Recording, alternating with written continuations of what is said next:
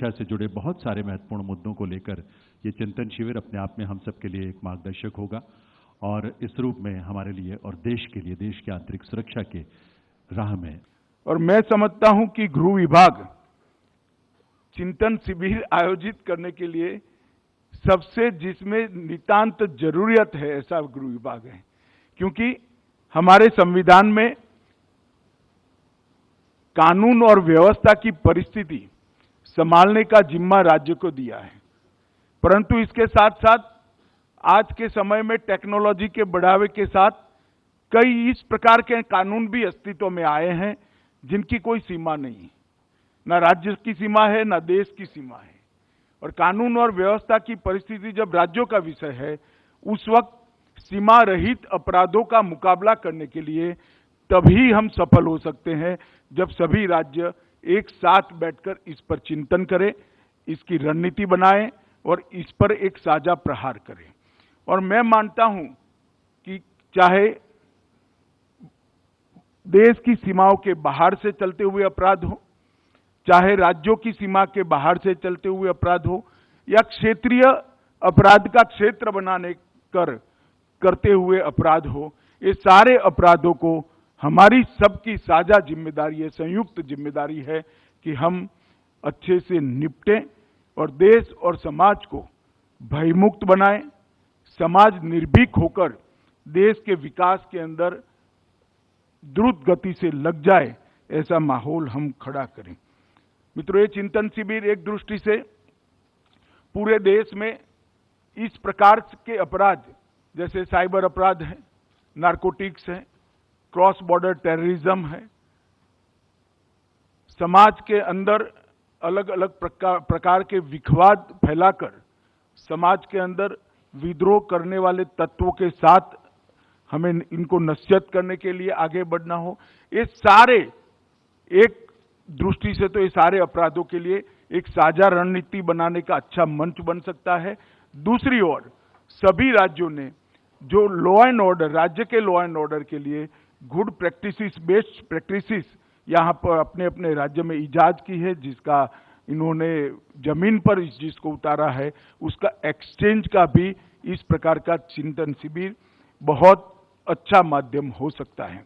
विचारों के आदान प्रदान के लिए भी ये चिंतन शिविर, मुझे भरोसा है कि एक बहुत बड़ा मंच बनेगा और ये रेगुलर फेज में इसको हम करते रहेंगे तो आने वाले दिनों में देश की कानून और व्यवस्था की परिस्थिति को और चुस्त और दुरुस्त कर सकेंगे।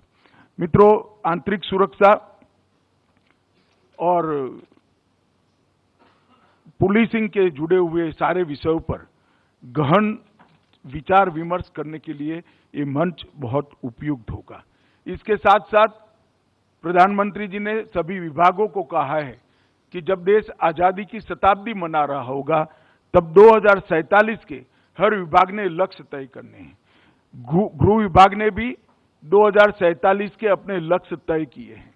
आंतरिक सुरक्षा, सरहदी सुरक्षा और आंतरिक सुरक्षा और बाह्य सुरक्षा का समन्वय करते हुए 2047 में देश किन लक्ष्यों को रखकर आगे बढ़ेगा वो गृह विभाग ने तय किया है।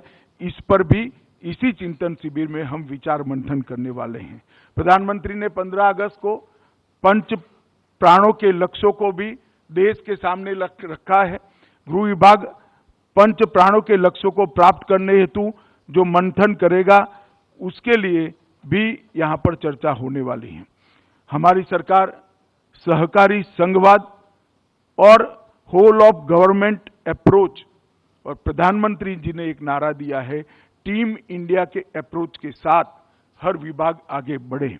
अब इसके लिए हमने 3 सी को बढ़ावा देना पड़ेगा, कोऑपरेशन, कोऑर्डिनेशन और कोलैबोरेशन।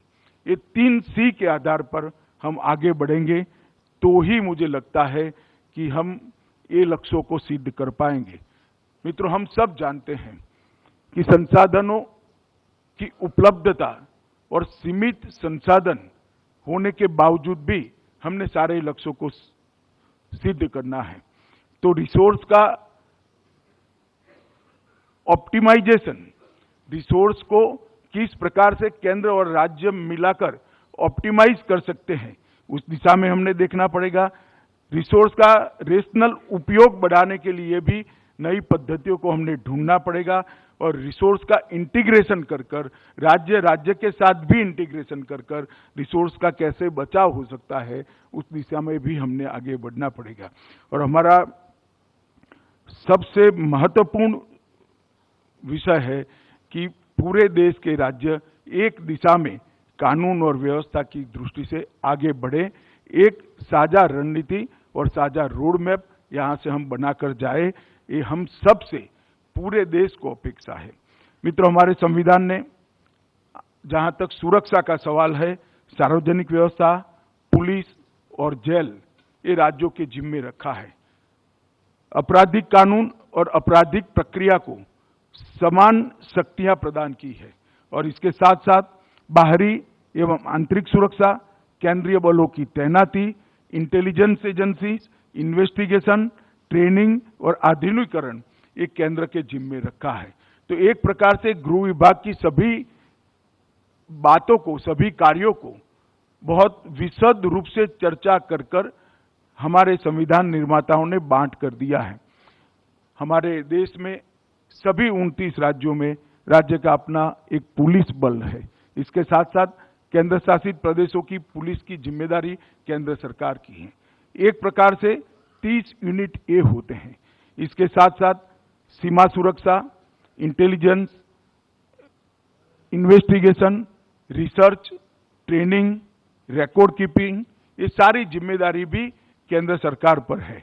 मैं इसमें बीपीआरएनडी की बड़ी भूमिका देखता हूं और बीपीआरएनडी ने इस भूमिका को बहुत अच्छे तरीके से निभाया है। मित्रों,